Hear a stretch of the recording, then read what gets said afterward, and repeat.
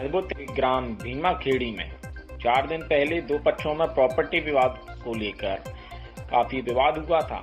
इसके बाद राजेश माली और अन्य लोगों ने दूसरे पक्ष के आकाश को एसिड पिला दिया था। इस घटनाक्रम के बाद महतपुर थाना प्रभारी दिनेश भुजक ने दोनों पक्ष की तरफ से सामान्य धाराओं में प्रकरण दर्ज किया था, जबकि आकाश की हालत गंभीर बताई जा रही थी। साथ ही उसे उज्जैन रेफर किया गया था।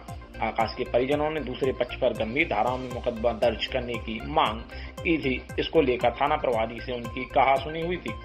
इसके बाद उपचार के दौरान आकाश की मौत हो गई। परिजनों ने उज्जैन में शव का पोस्टमार्टम कराने को लेकर शव को महतपुर लाकर भीमा खेड़ी चौराहे पर चक्का जाम कर दिया। आकाश के परिजनों ने थाना प्रभारी पर कार्रवाई करने की मांग की है। साथ ही थाना प्रभारी पर गंभीर आरोप लगाए हैं। ऐसे में उग्र प्रदर्शन के बाद एसपी सत्येंद्र कुमार शुक्ला ने थाना प्रभारी दिनेश भुजक को लाइन अटैच कर दिया है। इसके बाद परिजनों ने आकाश के शव का अंतिम संस्कार किया। इस दौरान इस प्रॉपर्टी विवाद में एक युवक की हत्या हो गई। इसके बावजूद पुलिस की कार्रवाई से परिजनों में खासा रोष बना हुआ था। विवाद ये है कि ये राजेश माली और उसके भतीजे के बीच में एक संपत्ति बंटवारे को लेकर के विवाद है, जिसका तहसील में भी कोई केस चल रहा है।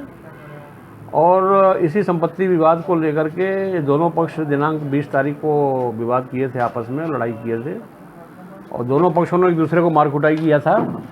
दोनों की रिपोर्ट पर से एफआईआर महतपुर थाने में क्रॉस हुई है। इसी विवाद के दौरान उस घटना के बाद वो एक लड़के ने जिसका नाम आकाश है वो एसिड पी लिया था और वो एसिड पी के अस्पताल में भर्ती था, जिसकी आज डेथ हुई है।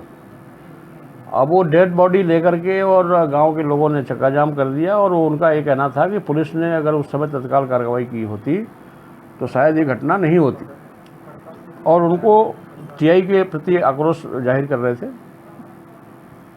मौके पर मैंने और एसडीएम साहब ने जाकर के उन लोगों से बातचीत किया और बातचीत करने के बाद हमारे वरिष्ठ अधिकारी पुलिस कप्तान साहब से हमने बात किया।